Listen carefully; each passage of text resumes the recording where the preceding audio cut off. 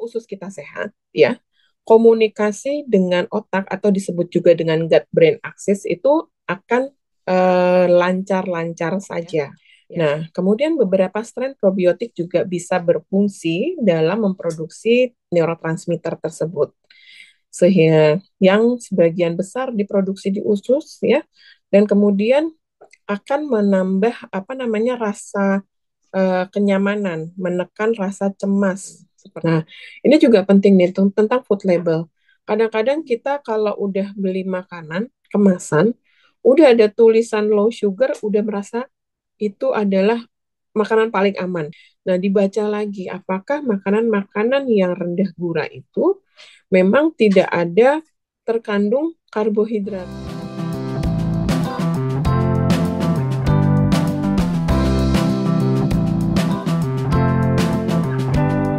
Nah, Bu Fitri, sebelum kita masuk ini Bu ya ke sesi yang intinya, topik kecemasan sebenarnya kan banyak dibicarakan akhir-akhir ini ya Bu, secara Ya, terbuka orang mulai lebih terbuka mengenai topik kecemasan dan juga gangguan mental. Nah, Ibu sendiri pernah nggak sih Bu punya pasien dengan gangguan kecemasan Bu? ya. Saya pernah punya dari mulai anak sekolah, ya, yang sudah mulai aware dengan pola makannya, juga pekerja, paling banyak sih pada pekerja, ya. Banyak jenis bentuk kecemasan dan juga kadang-kadang juga ada berhubungan dengan hal-hal yang memang dilakukan sehari-hari oleh pasien, atau juga yang memang akhir-akhir ini misalnya yang biasanya dia tidak alami kemudian dia alami seperti itu, dan ternyata memang banyak juga hubungannya dengan apa yang kita konsumsi gitu, Mbak Hanida, gitu. Jadi bukan hanya apa namanya jadi bukan berarti begini ya, kalau misalkan kita makan sesuatu, masalah kita selesai, nggak gitu. Tapi setidaknya bagaimana kita bisa mengkondisikan diri kita untuk manajemen stres itu juga salah satunya adalah faktor makanan. Nah, ini yang banyak belum paham ya Bu ya, bahwa Ya, ternyata makanan itu berperan juga dalam manajemen stres ya. Bu Fitri, silakan biar diceritain baik kan, biar peserta bisa lebih memahami dengan baik. ya. Kenapa bisa kesehatan usus kok bisa mempengaruhi rasa cemas? Ya kan jauh ya pencernaan dengan apa namanya dengan berpikir, ya, seperti itu. Nah, jadi di dalam kalau usus kita sehat, ya, komunikasi dengan otak atau disebut juga dengan gut brain axis itu akan lancar-lancar saja, ya, dan tidak akan tidak akan terkendala seperti itu. Nah, di sini kita jaga dengan cara mikrobiota usus kita tetap sehat, di mana nanti akan menghasilkan neurotransmitter dan senyawa yang mempengaruhi fungsi otak itu sendiri, ya. Yang tadi produksi serotonin, kemudian produksi dopamin, kemudian di sini ada yang namanya sering disebut sebagai GABA, ya, disingkatnya, uh, yang berperan dalam mengatur suasana hati, karena ini sering dibilang itu adalah apa namanya hormon untuk kebahagiaan, begitu ya. Nah, kemudian beberapa strain probiotik juga bisa berfungsi dalam memproduksi neurotransmitter tersebut. Sehingga yang sebagian besar diproduksi di usus, ya, dan kemudian akan menambah apa namanya rasa kenyamanan, menekan rasa cemas seperti itu.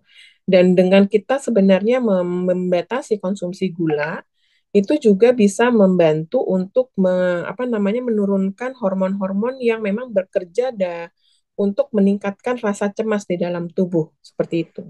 Misalnya adrenalin, ya, itu juga bisa dibantu untuk ditekan dengan cara kita salah satunya adalah mengurangi konsumsi gula.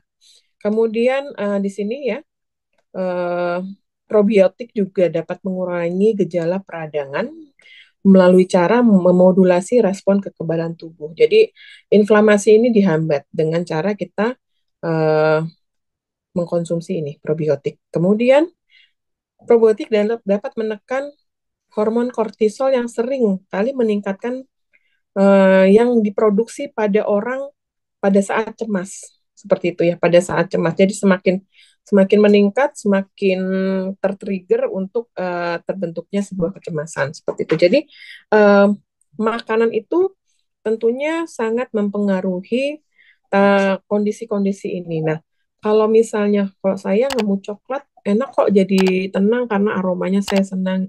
Tapi yang seperti apa yang harus kita konsumsi seperti itu ya.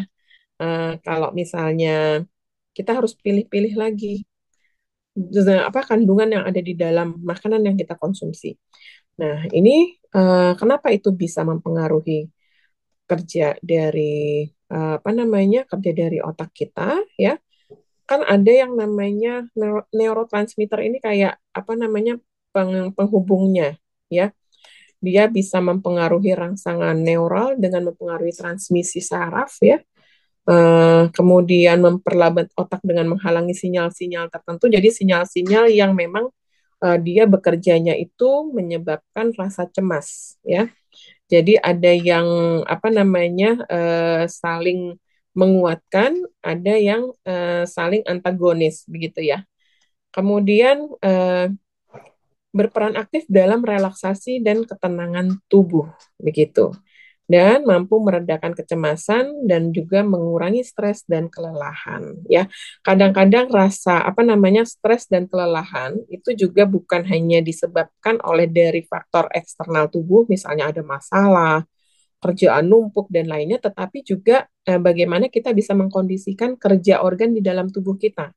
Ya, jadi eksternal dan internal tubuh kita harus dikondisikan supaya bisa sama-sama membantu apa namanya stres dan juga kelelahan. Stres ini bisa kita bantu dengan manajemen stres. Salah satunya itu adalah memilih makanan yang tepat begitu ya. Nah, ini juga penting nih tentang food label. Kadang-kadang kita kalau udah beli makanan kemasan, udah ada tulisan low sugar, udah merasa itu adalah makanan paling aman. Jadi saya bolehlah 2-3 bungkus seperti itu ya, karena kan low sugar. Nah, dibaca lagi apakah makanan-makanan yang rendah gula itu memang tidak ada sama sekali apa namanya terkandung karbohidrat. Ya, karbohidrat juga kan ada yang kompleks, ada yang sederhana. Tapi kalau pada olahan, pada umumnya banyaknya yang sederhana. Nah, yang sederhana ini bukan hanya dari gula aja, tetapi dari bahan-bahan lain yang misalnya tepung-tepungan, kemudian ternyata ada buah yang dikeringkan seperti itu dan juga yang lainnya. Nah, ini kita harus harus lihat berapa banyak sih karbohidrat yang saya contohkan ini ternyata karbohidratnya itu ada sekitar 31 gram ya. 31 gram kemudian dia adalah 10%-nya ya mengandung di sini. Jumlah kalorinya itu adalah 250 kalori. Di sini ada lemaknya 12 gram.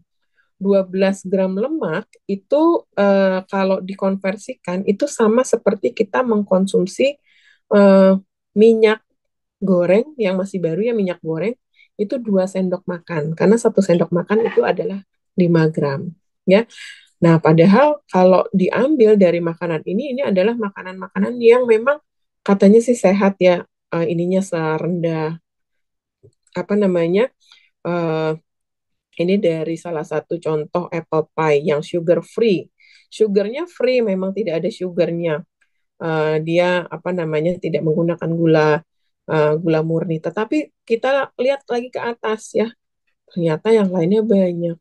Sodium ya, 470 miligram. Ya, jadi apa namanya kita pilih lagi makanannya jangan yang mengandung karbohidrat sederhana ya misalnya kita banyakin itu nggak boleh ya Bu, lemak. itu jadi benar sekali Bu. Itu emang ternyata orang nggak sadar ya bahwa ternyata peranan gizi itu segitu pentingnya untuk mencegah dan mengatasi gangguan kecemasan ya Bu ya. Iya betul. Nah kan rata-rata yang akhir-akhir ini kalau saya lihat ya yang mengalami gangguan kecemasan tuh biasanya Gen Z nih Bu, usia 20-30-an.